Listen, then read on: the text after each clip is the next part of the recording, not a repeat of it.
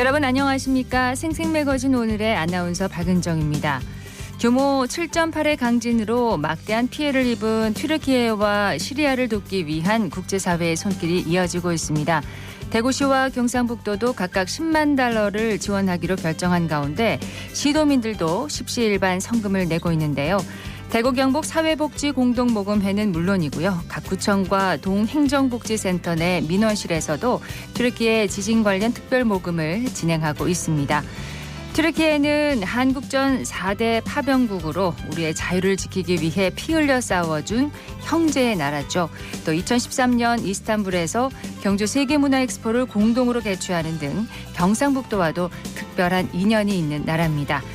힘들 때 돕는 친구가 진정한 친구이고 그 도움이 얼마나 큰지 우리는 너무나 잘 알고 있습니다. 무너진 튀르키예가 다시 일어날 수 있도록 모두의 손길이 필요한 지금입니다. 2월 14일 화요일 생생매거진 오늘 먼저 안동과 포항 또 울릉 연결해서 그곳의 날씨와 소식 듣겠습니다. 안동입니다. 오늘은 어제보다 2도에서 5도가량 낮게 시작해 좀 더 쌀쌀하게 느껴지겠습니다. 현재 안동 지역 2.5도, 예천 3.9도 가리키고 있는데요. 낮 최고 기온은 안동과 예천 모두 7도로 어제와 비슷하겠습니다. 한편 입춘 이후 날씨가 풀리면서 호수와 저수지에 얼었던 녹음이 녹으면서 발생하는 안전사고 예방에 각별한 주의가 필요합니다. 출입이 통제된 얼음 낚시터와 얼음판에는 들어가시면 안 되고요. 얼음 낚시가 가능한 곳이라도 반드시 얼음의 두께를 확인해 혹시 모를 사고에 대비하셔야겠습니다. 안동시가 영화 드라마 촬영 명소로 조명받고 있습니다. 특히 안동호 석동 선착장 인근에 설치된 해상 촬영 세트장에서 작년 한 해 동안에만 국민적 인기를 동원한 3편의 드라마가 촬영됐는데요. 최근 5년을 살펴보면 시청률 상위를 차지한 많은 작품들이 이곳 해상 촬영장에서 제작됐습니다.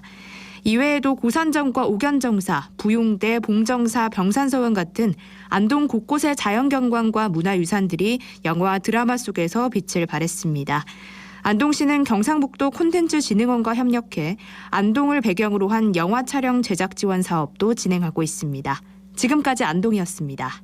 이어서 포항입니다. 오늘도 경북 동해안 하늘빛 흐린 가운데 오후부터 눈비 소식이 있습니다. 특히 경북 북부 동해안에는 3에서 8cm의 눈이나 5에서 10mm의 비가 오겠습니다. 현재 동해안을 중심으로 풍랑주의보도 발효 중인데요. 동풍의 영향으로 바람도 매우 강하겠습니다. 시설물 안전점검 다시 한번 해주시기 바랍니다. 오늘 낮 최고 기온은 9도 안팎으로 어제와 비슷하겠습니다. 통일신라시대에 건립된 왕실 원찰 법광사지 3층 석탑이 경상북도 유형문화재로 지정됐습니다. 포항 북구 신광면에 있는 법광사지 3층 석탑은 이중 기단에 3층 탑신을 올린 양식으로 이 탑신의 맨 아래층의 받침이 구평 괴임 형식으로 변화했다는 점에서 통일신라 석탑 양식이 발달하는 흐름을 보여주고 있는데요. 특히 탑을 세울 때 안에 넣는 경전인 조탑경이 확인된 석탑 중에서 유일하게 불정존승 다란이경을 조탑경으로 삼은 석탑이라는 점과 함께 건립 연도와 이건 연도 등이 명확히 표기된 석탑기를 통해서 9세기 석탑 역사의 기준이 된다는 점에서 문화재적 가치를 인정받았습니다. 포항시는 석탑기와 출토 유물을 바탕으로 추가 조사와 의견 수렴을 거쳐 국가지정 문화재인 보물로 승격하는 방안도 추진할 계획입니다. 지금까지 포항이었습니다. 이어서 울릉입니다. 울릉도와 독도엔 대설주의보가 발효된 가운데 눈이 내리고 있습니다. 내일 오전까지 눈 또는 비가 이어질 것으로 보이고요. 현재 기온은 어제보다 3도 낮은 1도, 습도는 97%입니다. 풍랑주의보가 내려진 동해 중부 먼바다에는 북풍이 불면서 1.5에서 3.5m의 높은 물결이 일고 있습니다. 오늘 여객선은 운항 통제됐습니다. 신비의 물로 불리는 우산 고로쇠 수액이 본격적인 출하에 들어갔습니다. 우산 고로쇠 나무는 울릉도의 옛 지명인 우산국의 이름을 딴 나무로 울릉도에서 자생하는 게 특징인데요. 고로쇠 수액은 보통 눈이 많이 쌓이는 높은 산에서 생산하기 때문에 오염되지 않은 달콤한 맛이 일품이고요. 영양 성분도 풍부합니다. 일반 생수에 비해 칼슘은 약 40배, 마그네슘은 30배 높은 건 물론이고 아미노산과 비타민C, 미네랄 등 다량의 무기 성분도 함유하고 있습니다. 울릉군 산림조합은 생산 농가들을 돕기 위해 고로쇠 수액 정제와 살균, 주입 등이 자동으로 진행되는 라인을 구축했고요. 생산 농가들도 자동 시스템 설치로 위생적으로 수액을 처리해 소비자들이 안심하고 구입할 수 있는 환경 조성을 위해 노력하고 있습니다. 한편 산림청 국립산림과학원은 최근 우산 고로쇠 수액에 파이라진 유도체가 미량 들어있어 인삼향이 나는 게 특징이라고 밝히기도 했는데요. 고유의 맛과 향을 자랑하는 울릉도의 우산 고로쇠, 많은 분들이 경험해 보셨으면 좋겠습니다. 지금까지 울릉이었습니다.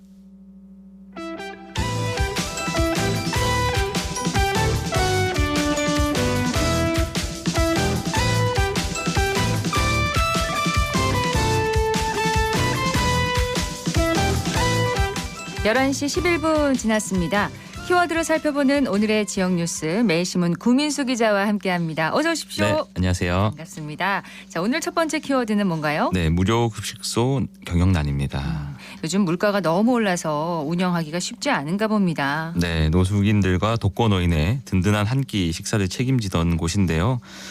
고물가에 공급 요금까지 올랐지만 각종 후원 등은 계속해서 줄어서 운영난에 허덕이고 있다고 후원은 합니다. 또 줄고 있군요. 네, 지금도 무료 급식소에 가보면 배식 30분 전부터 배고픔에 시달리는 사람들로 장사진을 이루고 있습니다. 이곳에 오면 뭐라도 먹거리를 받을 수 있어서 매일 오는 분들이 많은데요. 네. 그분들에게는 이런 무료 식소가 너무 소중한 존재죠. 그렇죠. 그런데 요즘은 식사를 제공하지 못해서 떡이나 생수만 나눠주는 경우가 많다고 합니다.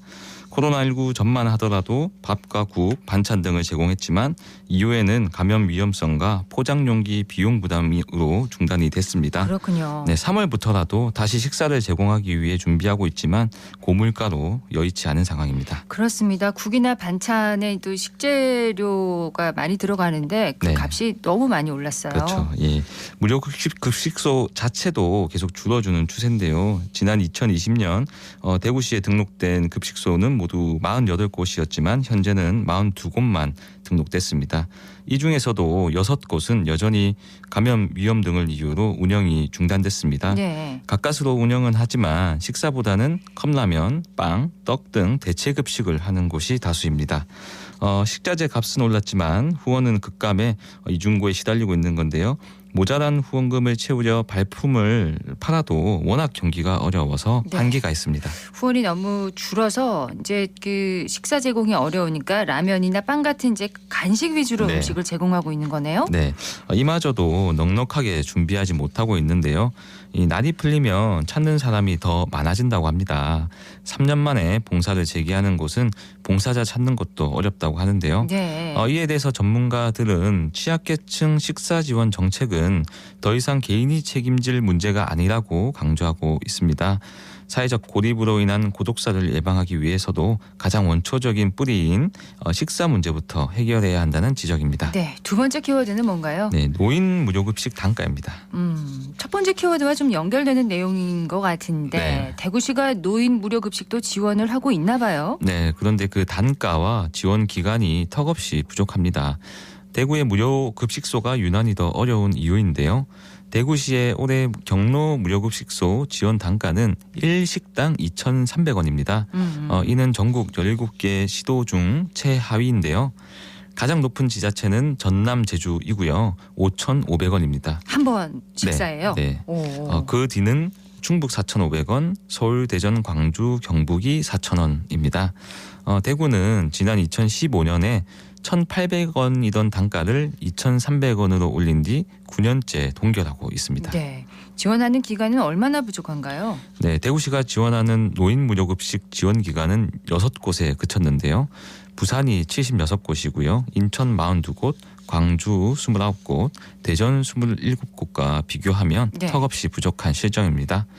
해당 지자체가 노인 무료 급식소 또는 경로 식당을 지원하기 위해 올해 배정한 예산이 20억 원에서 40억 원까지 다양하지만 대구시의 올해 예산은 3억 원에 그쳤습니다. 다른 지역은 20억 원에서 40억 원까지라고요? 예. 네, 상당히 큰 차이가 나는 건데요. 그러네요. 대구시는 1999년 IMF 위기 극복을 위해 무료 급식소 10개 기관에 지원한 것이 지금까지 이어져서 6개 기관에 예산을 지원하고 있다고 설명했습니다. 무료 급식소는 늘 이제 후원금 부족에 시달리고 있을 텐데 최소한 얼마라도 지자체에서 좀 지원을 해주면 큰 힘이 되지 않을까 싶어요. 네, 이 부족한 예산은 자체 인건비를 줄이거나 후원을 받기 위해 더 노력하는 수밖에 없습니다. 여러 복지 정책들이 있지만 사각지대 노인분들이 이곳들을 많이 찾는데요. 지자체에서 예산을 증액해서 지원해야 한다는 지적이 나오고 있습니다. 네. 이에 대해서 대구시는 독거 노인 등 저소득층 노인들의 식사를 지원하는 것이 정책의 주 목적이라면서 지원 확대가 어렵다고 설명했습니다. 이 이유는 무료급식소가 노숙인 등이 뒤섞여서 수혜 대상이 불분명하다는 건데요. 네, 타 지역은 무료 급식소보다는 수혜 대상이 명확한 경로 식당 등에 지원하기 때문에 대구보다 예산이 높은 것이라고 말했습니다. 이런 방법도 좀 고민해 보면 좋을 것 같은데요. 맞습니다. 예. 네. 다음 키워드로 한번 넘어가 볼까요? 네, 경찰관 보이스피싱입니다. 어떤 소식인가요? 네, 보이스피싱을 막아야 할 경찰관이 보이스피싱에 가담하고 해당 경찰관의 청탁을 받고 관련 수사를 무마하려 한 경찰관이 검찰에 붙잡혔습니다. 대구지검은 보이스피싱에 가담한 혐의를 받은 대구 강북경찰서 소속 A 경사를 구속 기소했다고 어제 밝혔고요. 검찰은 A 경사의 청탁을 받고 적극적으로 혐의를 숨겨주려 한 경기 남부경찰청 소속 B 경사도 불구속 기소했습니다. 경찰관이 보이스피싱에 가담을 했다. 정말 충격적인 소식이네요. 네, 사건은 2021년 11월 1일로 거슬러 올라가는데요. 경제적으로 어려운 상황에 있던 A 씨는 대출을 받는 과정에서 우연히 보이스피싱 조직과 연결이 됐다고 합니다. 이후 보이스피싱 조직에게 보낸 3천만 원을 다른 계좌로 송금하는 이른바 중간 연락측 역할을 했는데요. 네. 이 사건으로 수사 대상이 됐습니다. A 씨는 자신이 수사 대상이 되자 담당 경찰관인 B 씨를 찾아가 수사 무마를 청탁했습니다. B 씨 역시 사건을 묻기 위해 다방면으로 노력했는데요. 우선 사건을 검찰에 넘기지 않고 지연하면서 계좌 추적 영장을 고의로 집행하지 않았습니다. 네. 또 A 씨에게 불리한 증거는 외면한 채 유리한 정황이 담긴 증거만 선별적으로 찾아냈습니다. 예. A 씨와 B 씨 둘 다 이제 경찰관이면 이게 어떤 일인지 분명히 알 텐데 왜 이렇게까지 했을까요? 네, 두 사람이 어떤 사이인지는 명확하게 드러나지 않았는데요. 같은 경찰 식구니까 챙겨준 것이 아닌가라는 의심이 듭니다. 통신 기록도 A 씨의 유불리에 따라 선별 분석해 제출했고요. 소속 기관의 수사 개시 통보를 늦추기 위해 40일 이상 지연시키기도 했습니다. 네. 네, 덜미가 잡힌 건 지난해 8월인데요. 사건을 넘겨받은 대구지검이 누락된 증거를 확보하면서 밝혀졌습니다. 검찰은 지난해 10월 A 씨의 휴대폰을 압수해서 사건 무마를 청탁하는 녹음 파일을 발견했습니다. A 씨는 지난달 6일 구속 기소됐고요. B 씨는 지난 2일 불구속 기소된 상태로 재판을 앞두고 있습니다. 네. 경찰관을 국민들이 네. 믿고 있는데 맞습니다. 계속 믿을 수 있도록 좀 해주셨으면 좋겠고요. 다음 키워드는 뭔가요? 네, X코선 윤곽입니다. 며칠 전에 대구 엑스코선의 수정 계획안이 발표됐습니다. 네, 대구 도시철도 4호선에 해당할 텐데요.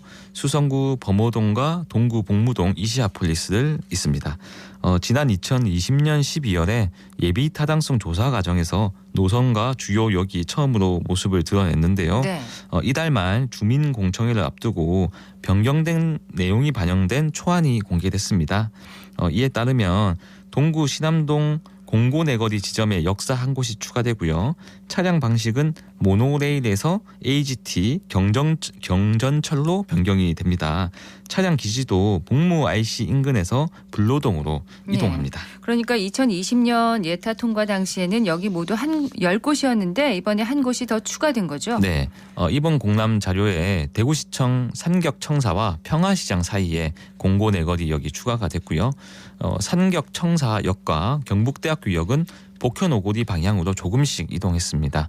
나머지 역사는 모두 예타 통과 당시에 제시했던 위치를 유지했고요. 예. 이 같은 변경 사항을 반영한 기본 계획상 사업비가 예타 통과 당시 나왔던 6,739억 원에서 7,085억 원으로 14.6% 증가하는 것으로 집계됐습니다. 예타를 다시 받아야 하는 기준이 15% 이상 증가하는 경우라서 사업 진행에는 별다른 무리가 없을 것 같습니다. 차량도 바뀐다고 해요? 네, 지금 모노레일이 이 제조사 사정과 국내 여건상 추가 도입이 어렵다고 합니다. 이 3호선에 도입된 모노레일은 일본 히타치사가 제작을 하고 있는데요. 네. 교각 구조물 크기가 작고 차량 외관도 이쁘다는 장점이 있습니다. 또 구조적으로 탈선 및 전복이 발생할 수 없는 이 안전성도 갖췄습니다. 그런데요. 네, 그런데 최근에 국내 규제가 강화되면서 추가로 도입하려면 여러 가지 인증 절차를 거쳐야 합니다. 이게 시간과 비용이 꽤 많이 든다고 하는데요. 예.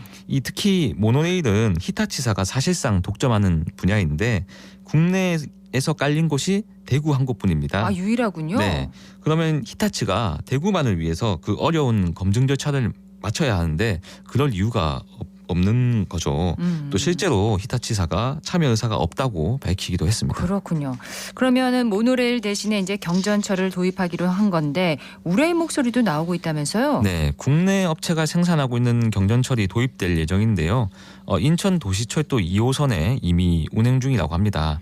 다만 이럴 경우 구조물 자체가 커져서 도로를 많이 잡아먹는다고 합니다. 크기가 커지는군요. 네, 또 소음 문제도 가장 큰 단점으로 꼽히는데요. 이 차륜과 레일의 마찰로 금속성 소음이 발생하고요. 특히 회전 반경이 좁은 구간에서 소음이 더 심하다고 합니다. 그렇군요. 그래서 도심 구간을 통과하는 노선에는 부적절할 수 있다는 지적도 나오고 있습니다. 네, 대구 엑스코선의 수정 계획안에 대해서 좀 얘기를 해주셨고요. 다음 키워드는 뭔가요? 네, 복지 사각지대입니다. 자, 얼마 전에도 성남에서 이제 생활고에 시달리던 모녀가 극단적인 선택을 하는 등 올해도 이 복지 사각지대에 놓인 취약계층의 안타까운 그런 사연이 끊이지 않고 있는데 그와 관련한 내용인가요? 네, 수성구청은 한국 야쿠르트사와 건강음료를 배달하면서 위기 가구를 발굴하고 있습니다. 매일 아침 건강음료를 전달하면서 독거노인 등에게 안부를 묻고 음료가 수거되지 않은 가구는 직접 신고도 하고요. 저희 취재진이 동행 취재를 해봤는데요. 노인 혼자 사는 곳에 누가 이렇게 한 번씩 찾아와 주는 게 별거 아닌 것 같아도 힘이 되고 참 좋다고 만족감을 어르신들은. 드러냈습니다. 어르신들도 처음에는 어색해하시더니 이제는 집 비울 일이 있으면 먼저 연락을 주셔서 음료가 쌓여도 걱정하지 말라고 이렇게 주의를 준다고 합니다. 네, 정말 좋은 아이디어 같고 수성구청뿐만 아니라 다른 것도 좀 많이 좀 도입을 했으면 좋겠습니다. 오늘 소식 잘 들었습니다. 네, 감사합니다. 키워드 뉴스 매일신문 구민수 기자였습니다.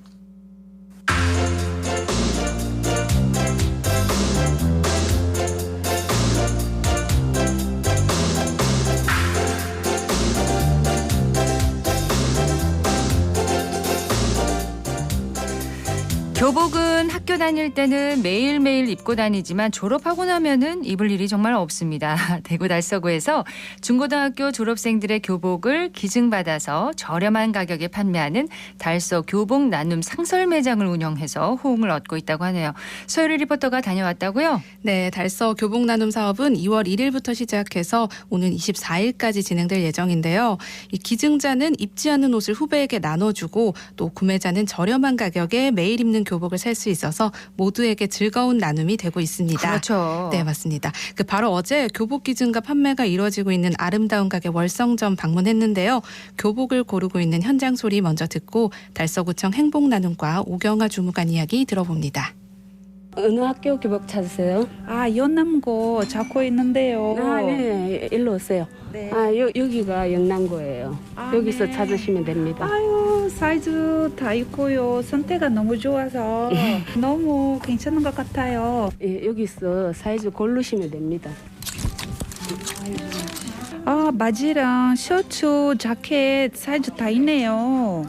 달서 교복 나눔 사업은 2009년부터 잠재된 자원을 재활용하여 헌 물건에게는 새 생명을, 이웃에겐 희망을 주는 나눔과 순환운동을 활성화하고자 하는 기획에서 시작하게 되었습니다. 자원 재활용과 환경보호를 몸소 실천하고 새 교복을 구매하는 경제적 부담도 덜어드릴 수 있고요.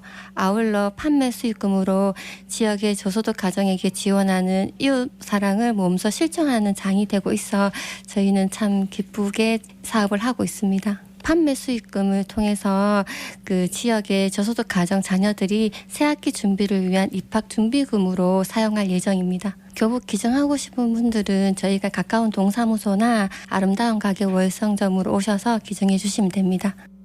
요즘은요, 중고등학생들 입학할 때 그 교복을 사는 게 아니라 무상으로 교복을 지원받거든요. 네, 맞습니다. 그래도 이렇게 수요가 많은가 봐요? 네, 그 말씀하신 것처럼 저도 이번에 취재하면서 요즘에는 이제 무상으로 지원을 해주는구나라는 걸 알게 됐는데요. 2021년부터는 중학교에 입학할 때 이 학생들에게 무상교복 지원이 되고 작년부터는 고등학교 신입생까지 무상교복 지원이 확대됐습니다. 네. 그렇지만 청소년기 정말 한참 클 때잖아요. 그렇죠. 네, 학년이 올라가면서 이전에 입던 옷이 작아지는 경우 허다하고요. 또 매일 입는 옷이다 보니까 여벌 교복에 대한 구입 수요는 여전히 많다고 합니다. 구멍이 날 때가 많습니다. 맞습니다. 네, 아름다운 가게 월성점의 박고쌤 본부장 이야기 들어봅니다. 아름다운 가게는 모두가 함께하는 나눔과 순환의 아름다운 세상 만들기를 목표로 2009년부터 달성 교복 나눔 운동에 함께 동참하고 있습니다. 홍보를 통해서 언론 보도라든지 전단지 등을 보고 기부하러 오시는 분들과 구매자들이 꾸준하게 찾아오고 있습니다. 보통 저희가 40-50명에서 주말 같은 경우에는 70-80명까지, 그리고 이제 교복이 지금은 사실은 그 활동복이나 이런 걸 통해서 조금 저렴해졌기 때문에 예전보다는 수요자가 좀 많이 줄긴 했어요. 하지만 재학생들 같은 경우에는 그 사이즈가 적거나 그다음에 잊어버리거나 이래서 그 비용으로 이제 구매하기가 힘든 경우에 저렴한 가격으로 구매하고자 찾는 분들이 더 많은 걸로 알고 있습니다. 가장 인기 있는 학교 교복 어떤 교복이에요? 근처의 학교죠. 조암중학교, 월암중학교, 영남고등학교, 영남중학교, 남자 고등학교가 많고요. 그다음에 여학생 같은 경우에는 교복 치마 찾으러 많이 오고, 그 여름 옷 같은 경우에는 상의 위주로 많이 나가고 있습니다. 안 입는 교복이 있으면 자원 재사용 차원에서 기부해 주시면 좋겠고, 그다음에 교복이 필요한 친구들은 가벼운 마음으로 가게에 오셔서 저렴한 가격으로 구매했으면 좋겠습니다. 어쨌든 무료는 아닌가 봐요. 네, 네. 저렴한 가격에 구입을 할 수 있습니다. 가격이 어느 정도인가요? 네, 그 기증받은 교복의 상태에 따라서 1,000원에서 5,000원 정도면 구입을 할 수가 있고요. 저렴하네요. 네, 또 새 교복은 10,000원 정도라고 합니다.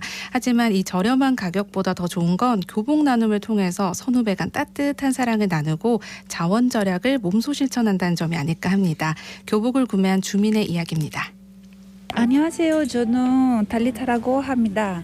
우리 아들 교복 찾으러 왔는데 여기 선택가 너무 좋아서 괜찮은 것 같아요. 저는 바지하고 티셔츠, 자켓 이렇게 찾아왔는데 만족해요. 집에 가져가서 아들이 입으면 좋아할 것 같아요. 우리 애가 청소년기라서 폭풍 성장하는 시기라 가지고 애가 많이 크다 보니까 교복 늘리는 것도 한계가 있어가지고 새 교복을 사자니 또 돈도 아깝고, 그래서 이렇게 교복 나눔 매장을 찾게 되었습니다. 동사무소 가보니까 전단지가 있더라고요. 그래서 한번 가보자 해가지고 왔는데 종류도 굉장히 다양하고 옷도 깨끗하게 잘 되어 있고 가격도 싸서 참 좋네요. 여기 매장에 들어서면 학교별로도 분류가 되어 있고 와이셔츠, 교복 치마, 바지 이렇게 잘 분류가 되어 있기도 하고 가격도 너무 싸서 깜짝 놀랐습니다.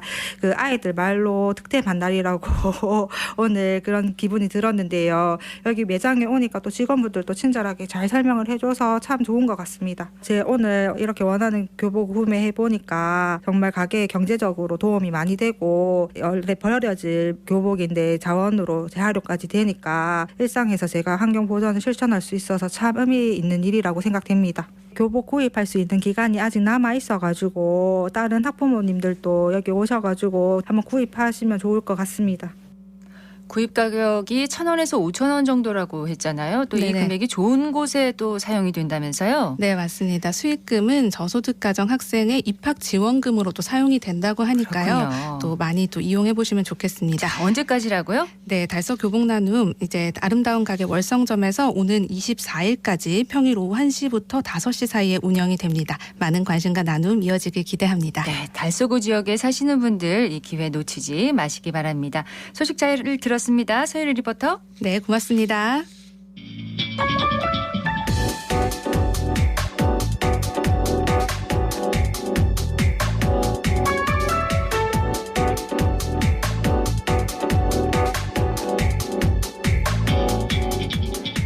묻고 듣고 생각과 마음을 나누는 방송.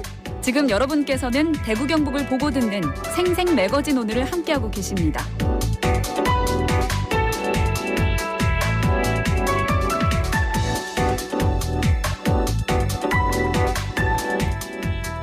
생생매거진 오늘 화요일 순서 함께하고 계십니다. 지금 시각 11시 30분 방금 지났습니다. 학령 인구가 급격히 줄면서 학교 통폐합이 빠르게 진행되고 있는데요.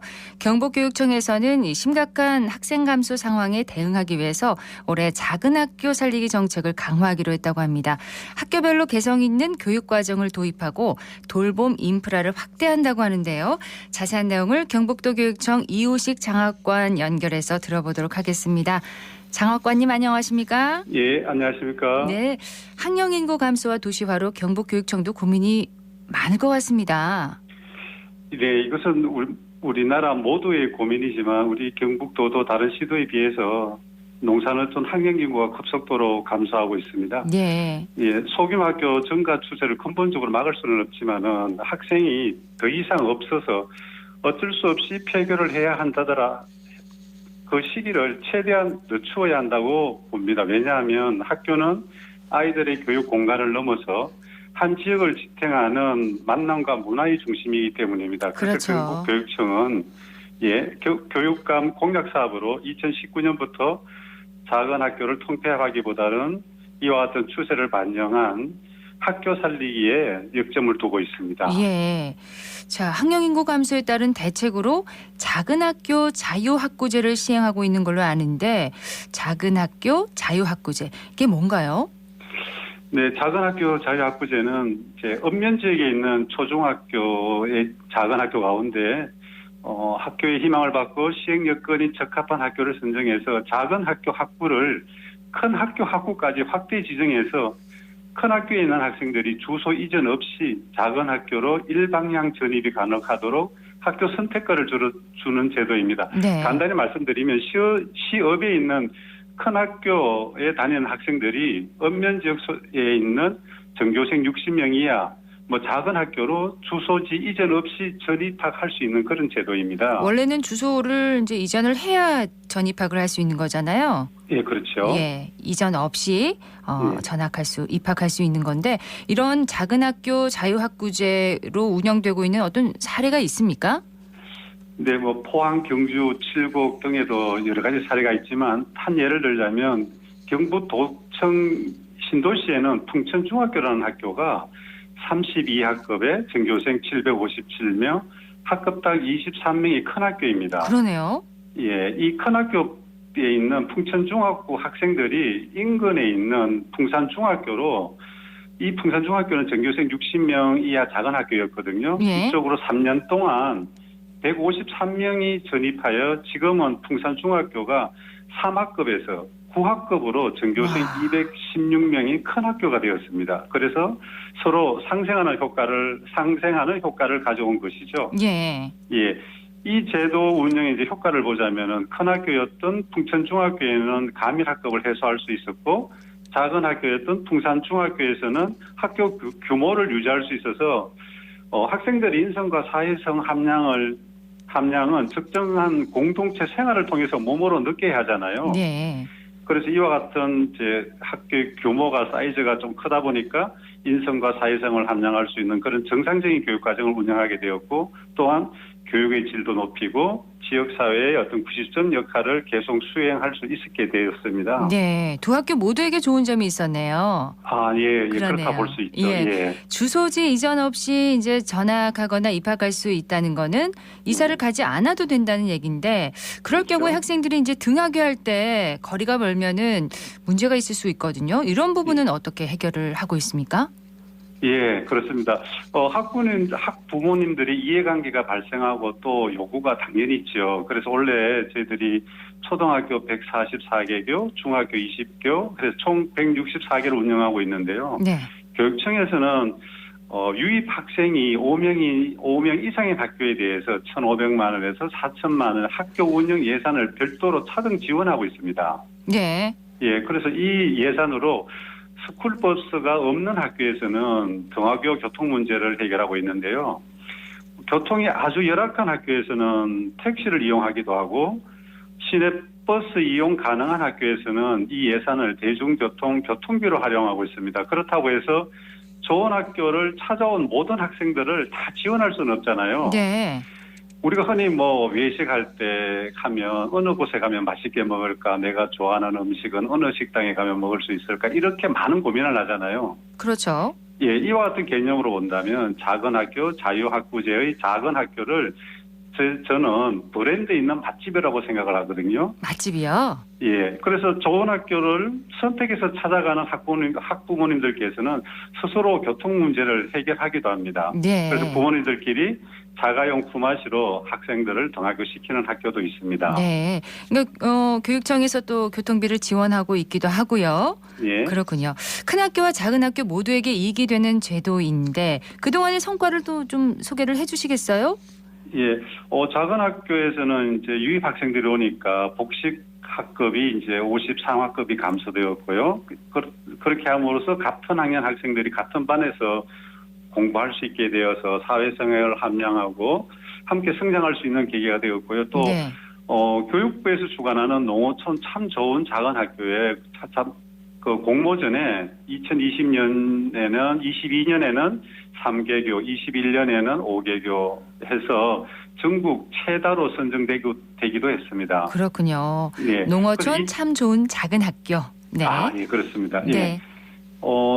작년 기준으로 작은 학교가 158개교, 전체 학생 수가 한 6천여 명 되거든요. 네. 그런데 이 중에 이제 유입 학생 수가 600여 명으로 유입 학생 비율이 한 10% 정도에 해당합니다. 그렇군요. 예, 오늘 언론 기사에도 났던데요. 요즘 도심 공동화 현상이 아주 심각하지 않습니까? 네. 그래서 원래는 저희들 경북교육청에서도 읍면 지역 소재 자유학부제를 도시 지역에 있는 작은 학교 자유학부제로 이렇게 확대해서 운영하려고 계획 중에 있습니다. 그렇군요. 근데 작은 학교 살리기 정책과 함께 또 마을 학교가 언급이 되던데 이건 예. 말 그대로 이제 마을에서 운영을 하는 그런 학교인 건가요? 예, 그렇습니다. 이 마을 학교는 아이들이 학교 일과를 마친 후에 학생들이 이제 방과 후 돌봄, 방과 후 프로그램을 지원하기 위해서 마을 활동가와 마을 주민, 학교가 함께 하는 방과 후 돌봄 및 배움터가 바로 마을 학교인데요. 왜 이런 속담이 있잖아요. 한 아이를 키우기 위해서는 온 마을이 필요하다. 네. 이런 아프리카 속담이 저는 먼 나라 얘기인 줄 알았는데 정말 이를 몸소 실천하는 곳이 마을 학교라고 할 수 있는 거죠. 그렇군요. 경북도에는 그럼 이런 마을 학교가 몇 개나 있는 건가요? 예, 저희들 경북교육청에서 이제 미래교육지구를 이제 5개 지구에서 운영하고 있는데요. 총 43개교가 운영되고 있고 2023년 올해는 50여 개로 확대 운영을 됩니다. 주로 방과 후에 마을 교사가 주 1, 2회 운영하는 곳이 있고 또 매일 운영하는 곳도 있고 협동조합이나 법인이 운영하는 곳도 3곳이가 있고요. 네. 또 마을 교사분들이 학교에 들어가서 교사와 함께 협력 수업을 하는 학교 중심 마을 학교도 한 3곳이 있습니다. 네. 앞서 이제 작은 학교 살리기 정책에 대해서 소개를 해주셨는데 이 마을 학교가 이 작은 학교 살리기 정책과도 연관이 있는 건가요?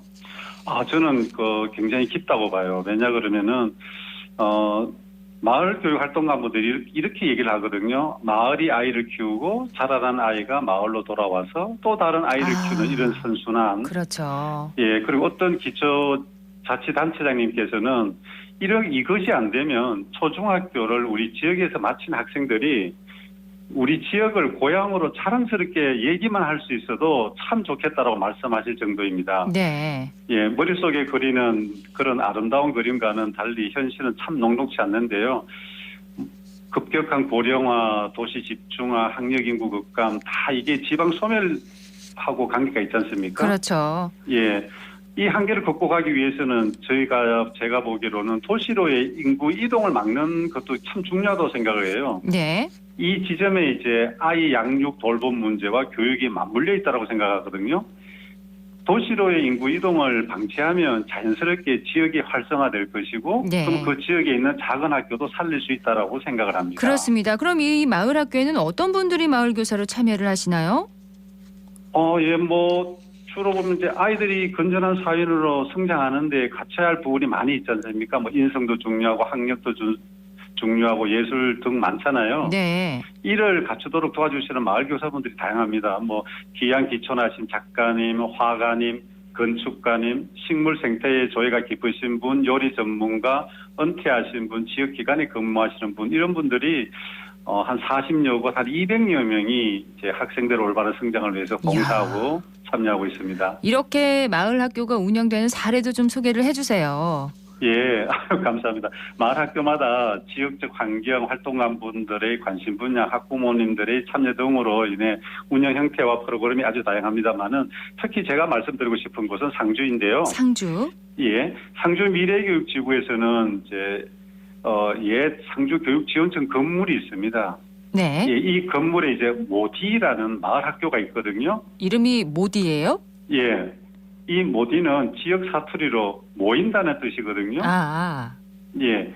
대개 이제 지역 시설 중에는 어르신들께서 쉴 수 있는 곳은 그런 데로 좀 있어요. 마을 회관이라든가. 그런데 그에 비해서 상대적으로 미래의 어른이 될 학생들이 마땅히 쉴 곳은 없잖아요. PC방을 제외하면. 네. 그래서 이 모디에서는 아이들이 지나가다가도 들리고 학원 가는 길에도 들리고 시간이 비어 있으면 들러서 거기에서 독서 등으로 쉬기도 하는 곳이거든요. 어떤 프로그램도 운영이 되고 있나요?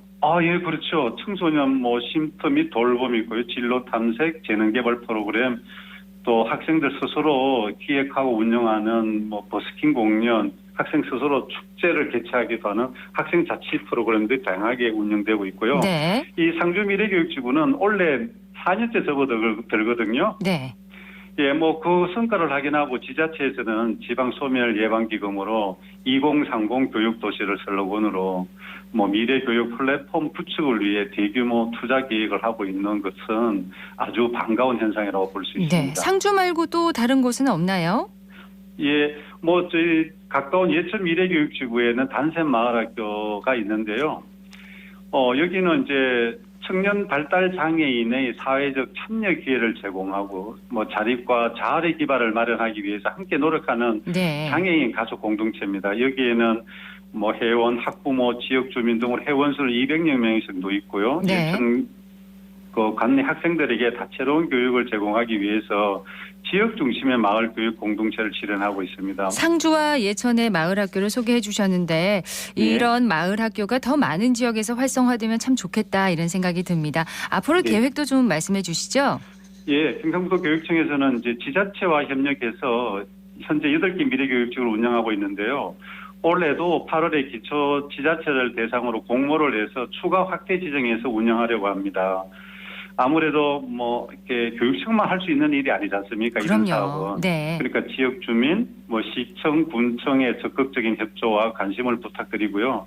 이런 미래교육지구가 좀 더 확대 지정되면 마을 학교가 또 더 늘고 마을 학교가 더 활성화되고 그러면 학생들이 타 지역으로 가는 인구 이동도 막고 그래서 농산어촌의 작은 학교도 살릴 수 있지 않을까 그렇게 기대해 봅니다. 농어촌의 작은 학교 살리기 정책이 큰 효과를 보기를 저희도 응원하겠습니다. 오늘 말씀 고맙습니다. 네, 감사합니다. 경북도 교육청 이우식 장학관이었습니다.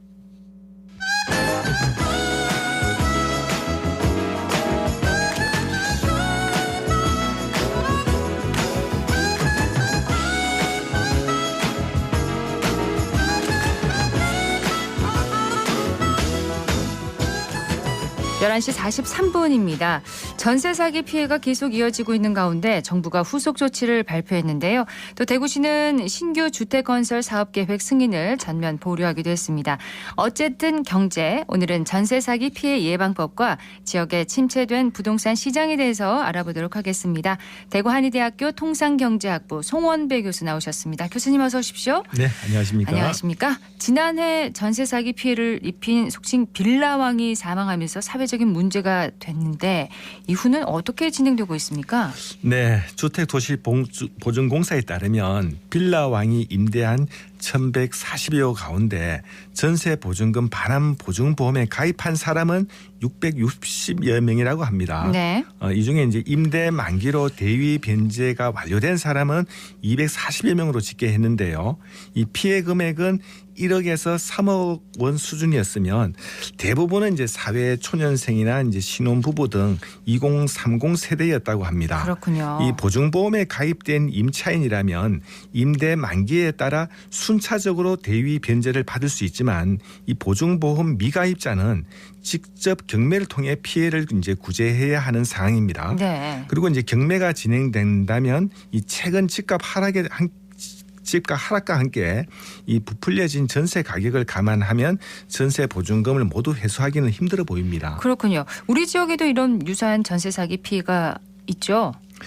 네, 예. 대표적으로 이제 지난 2015년 입주한 이 달성군 테크노폴리스의 한 공공 임대 아파트인데요. 이 건설사가 이제 임대 아파트 사업자에게 지원하는 주택기금 570억 원을 이제 빌려 이 아파트를 사들였습니다. 네. 이후에 이제 분양 전환을 해주겠다며 이 잔금을 받고는 등기를 해주지 않고 버티다가 임대 사업자는 부도 처리되었습니다. 이 보증보험에 가입한 임차인은 피해를 구제받을 수 있겠지만 그러나 보험에 가입하지 않았다면 상당한 피해가 예상이 됩니다. 보증보험이 그만큼 중요하네요. 그렇죠. 예. 최근 대구에도 또 빌라 4채를 보유한 집주인이 무더기 전세를 놓고 연락 두절이라고 하는데요.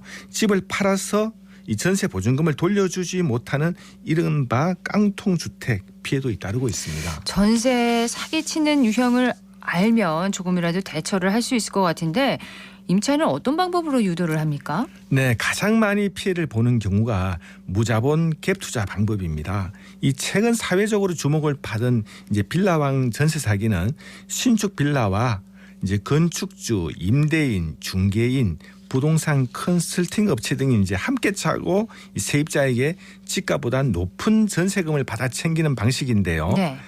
임대인은 자기 자본이 없는 상태에서 임차인과 전세 계약을 맺은 다음 임차인에게 받은 전세 보증금으로 빌라를 매입하는 수법입니다. 1억 원짜리 빌라에 대해서 보증금 1억 3천만 원짜리 전세 계약을 하고 남는 돈은 나눠 갖는 방식이고요. 네. 임대차 계약과 매매 계약을 동시에 이제 진행한 덕분에 자기 자본 없이 임차인의 전세 보증금으로 신축 빌라의 매매 대금을 충당한 것이죠. 이 전형적인 이제 무자본 갭 투기의 이제 사기 유형이고요. 이게 가장 많이 피해를 보는 경우군요. 그렇죠. 두 번째는 이제 집주인이 임차 기간 중에 바뀌는 경우인데요. 아, 중간에요? 네, 집주인이 바뀌는 사실을 임차인에게 알려주거나 매매 계약에 임차인을 참여시킬 의무는 없기에 집주인이 알리지 않는 한 계약 만료 갱신 시점이 돼야 알 수가 있습니다. 중간에 집주인이 바뀐 거를 모를 수도 있는 거네요. 그렇죠. 이 바뀐 새 주인이 이 세금을 체납하면서 살던 집에 가압류가 되고 임차 계약 기간이 끝나도 보증금을 돌려받지 못하고 임대인이 체납한 국세가 우선이다 보니까 임차인은 보증금을 전액 환수하기도 쉽지 않은 상황입니다. 모르고 있다가 그냥 세입자 입장에서는 마른 하늘의 날벼락을 맞는 건데 또 다른 전세 사기 유형도 있나요? 네, 이 등기부상 소유자가 아니면 배우자, 자녀, 부모님 모두 제3자에 해당이 됩니다. 여기에 이제 신탁사도 포함이 되는데요. 집주인이 신탁사를 통해 주택담보대출을 받기도 하고 신축 아파트는 등기 시에 소유권이 신탁사 앞으로 되는데요. 네. 이 신탁사에 위탁해놓은 위탁인이 임의로 전세를 해서는 안 됩니다. 이 위탁인과 계약 시 임차인은 사실상 소유주인 신탁사 허락 없이 살고 있는 불법 점유자로 간주돼서 집을 비워야 하고 보증금을 돌려받을 수 없습니다. 반드시 소유자와 계약을 해야 됩니다. 그렇죠. 이외에도 임대차 보호법이 대항력을 갖추는 확정일자 1일에 대항력이 발생하는 것을 악용하는 사례도 있고요. 또 집 한 채를 여러 임차인과 계약하는 이중 계약 등이 있습니다. 네. 이 처음 전세 계약서를 작성할 당시 등기부 등본을 꼼꼼히 확인하고 이 잔금 지급과 동시에 전입 신고하고 확정일자를 받아도 이 사기 피해를 당하는 경우도 더러 발생이 되고 있습니다. 그렇군요. 전세 사기 유형을 좀 제대로 알고 있으면 아무래도 피해를 좀 예방하기 쉬울 것 같은데 전국적으로 전세 사기 피해가 발생하고 있다고 합니다. 주택도시보증공사의 피해 규모도 그럼 상당하겠네요. 네, 전세 사기 피해가 급증하면서 주택도시보증공사가 집주인 대신 세입자에게 갚아준 전세 자금이 지난해 1조 원에 가까운 것으로 나타났습니다. 이 집주인 대신 세입자에게 대위 변제해준 금액이 21년도 5,040억 원, 22년도에 9,240억 원으로 전년도에 비해서 이제 83% 증가했는데요. 그러네요. 이 반면 집주인들로부터 회수한 금액은 2,490억 원에 불과해서 상당액이 주택도시보증공사의 손실로 이어지고 있습니다. 네. 임대인은 이제 임차인에게 설마 잘못되더라도 전세보증금 반환 보증에 가입하면 전혀 문제 없다고 하고 또 임차인 입장에서도 보험료만 내면 보증금을 안전하게 지킬 수 있다는 판단에 주의를 다하지 않게 되는데요. 네. 그런 이유로 이제 일각에서는 주택도시보증공사의 보증을 미끼로 전세 사기단에게 먹잇감을 던져줬다는 지적이 나옵니다. 오히려. 이 시세를 부풀려서 전세 보증금으로 주택을 사들인 이 전세 사기범은 이익을 취하고 공공기관인 주택도시보증공사가 피해와 부실 위험을 고스란히 따는 격이 됩니다. 예, 전세 사기 피해가 이렇게 심각한데 정부에서도 대책을 좀 내놓고 있는지 모르겠습니다. 네, 지난 2일 정부가 이제 종합 대책을 발표했는데요.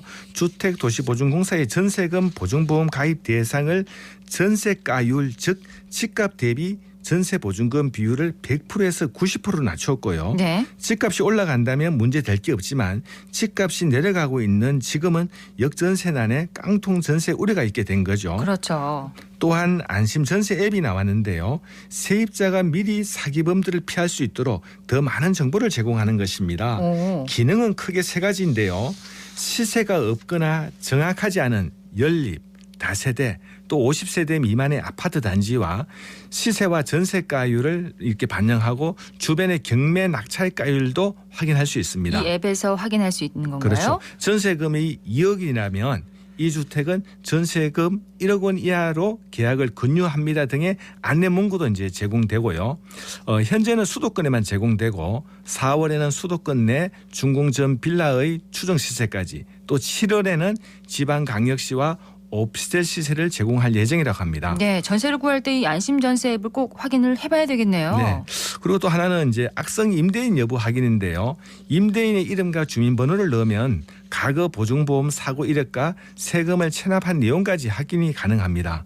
그리고 이제 또 하나는 등기부 등본을 한 번이라도 열람하면 향후 2년 6개월간 해당 주택의 집주인이 바뀌거나 예. 또 여기에 건재단 건이나 압류가 발생되어도 임차인에게 문자로 알림을 보내줍니다. 그렇군요.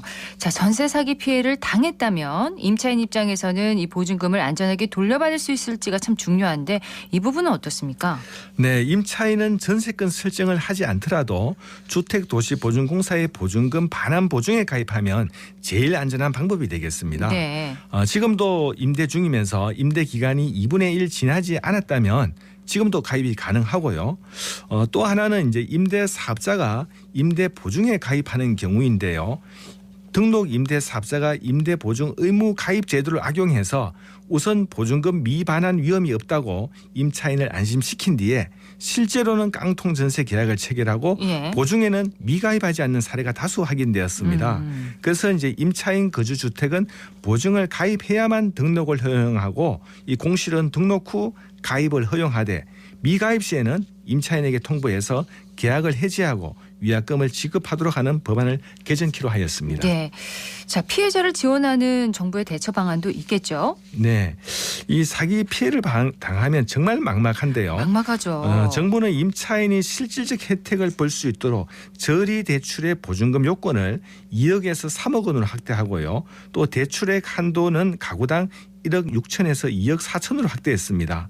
그리고 이제 당장 이게 집에서 나앉게 되는 주거 불안을 해소하기 위해서 네. 긴급 거처를 500호까지 확대하여 이용자 편의도 개설할 예정이라고 합니다.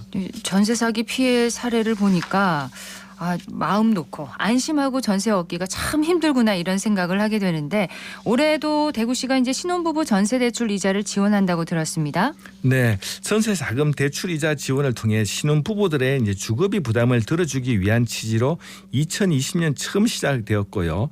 지원 대상은 대구에 거주하는 혼인 신고일 기준 7년차 이내로 주택도시보증기금 신혼부부 전용 전세자금 대출 상품을 신규로 이용하거나 추가 계약자가 대상이 됩니다. 네. 이 지원금은 이자의 범위 내에서 자녀 수에 따라 차등 적용하고 자세한 내용과 접수는 우리 둥지 대구를 검색해 보시면 되겠습니다. 네, 혼인신고일 기준 7년차 이내인 신혼부부는 전세대출 이자를 지원받을 수가 있다는 것 꼭 기억을 해야 되겠습니다. 또 최근 대구시가 입주 물량 과잉에 미분양까지 증가하면서 이제 신규 주택 건설 사업 계획 승인을 전면 보류했잖아요. 지역에도 영향을 좀 미치겠죠? 네, 대구시는 이제 지역 내 미분양 주택의 지속 증가로 현재 미분양 물량이 1만 3천 호에 이르고 올해 입주 예정 아파트가 3만 6천 호에 예측됨에 따라 주택시장 안정화를 위한 모든 정책 수단을 동원하고 네. 부동산 시장 안정화까지 신규 사업 승인을 전면 보류토록 했습니다. 네, 소식 여기까지 들어야겠습니다. 오늘 소식 고맙습니다. 네, 감사합니다. 어쨌든 경제 대구 한의대학교 통상경제학부 송원배 겸임 교수였습니다. 자, 이어서 이 시각 교통 상황 듣겠습니다. 서한나 리포터. 네, 먼저 시내도로 정보입니다. 사고 소식 있습니다. 화랑로 망우당 고가차도에서 효목내거리 방향입니다. 망우당 고가차도 내리막 지점 3차로에서 택시와 대형 화물차 추돌 사고가 있습니다. 구간 지나실 때 유의 운전하시기 바랍니다. 이어서 작업 구간입니다. 현충로 현충삼거리에서 남명삼거리입니다. 2차로에서 상하수도 보수 작업 중에 있습니다. 팔달로 원대오거리에서 만평내거리 방향으로 만평내거리 교차로 직전 가장자리 차로에서 크레인 차량 동원해 작업 중입니다. 신천대로 실성 고가차도에서 상동교 방향으로 정체 이어지고 있습니다. 계속해서 고속도로 상황입니다. 중부내륙고속도로 현풍 방향으로 옥포분기점 부근 14km에서 달성 2터널 부근 6km까지 2차로에서 시설물 보수 작업 중에 있습니다. 차량 뒤로 2km 정도 정체 보이고 있습니다. 경부고속도로 서울 방향으로 추풍령 부근 208km에서 210km입니다. 3차로에서 보수 작업 중에 있으니 유의하시기 바랍니다. 지금까지 이 시각 교통정보였습니다. 지난달 가뭄 관심 단계에 진입한 경북 안동댐과 임하댐, 영천댐이 가뭄 주의 단계에 들어서면서 용수 확보에 차질이 우려된다는 소식이 있던데요. 기상청은 지난해 유독 심했던 남부지방의 가뭄이 올해도 이어지고 있다고 보고하고 있습니다. 수자원 확보와 활용에 있어서 보다 적극적인 관리가 필요해 보입니다. 오늘 대구 경북 지역 흐린 가운데 경북 동해안과 북동 산지, 울릉도 독도에는 비나 눈이 내리겠습니다. 예상 강수량 5에서 10mm 정도고요. 예상 적설량은 3에서 8cm 가량입니다. 대기 확산이 원활해서 미세먼지 농도 보통에서 좋음 수준 보이겠습니다. 생생 매거진 오늘 준비한 소식 여기까지입니다. 박은정이었습니다. 고맙습니다.